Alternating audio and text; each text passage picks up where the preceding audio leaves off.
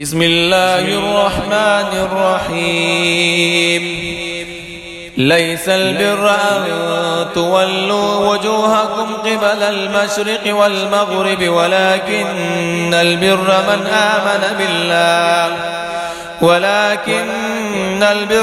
آمن بالله واليوم الآخر والملائكة والكتاب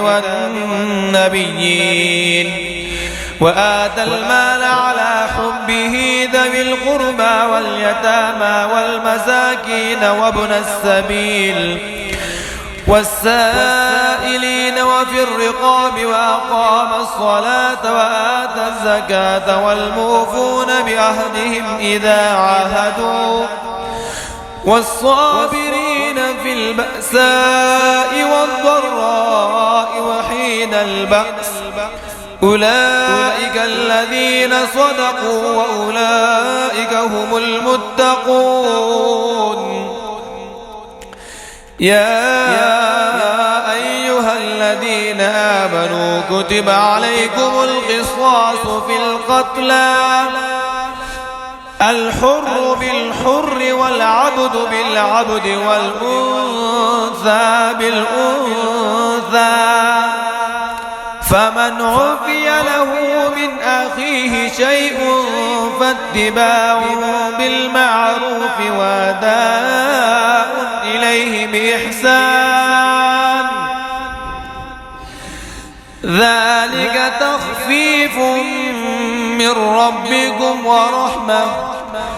فمن اعتدى بعد ذلك فله عذاب أليم ولكم في القصاص حياة يا أولي الألباب لعلكم تتقون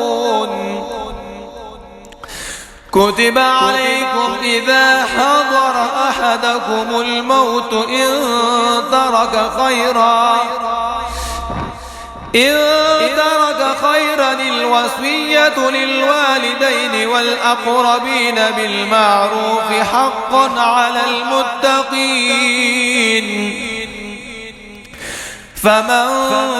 بدله بعدما سمعه فإنما إثمه على الذين يبدلونه إن الله سميع عليم فمن خاف من موص جنفا أو إثما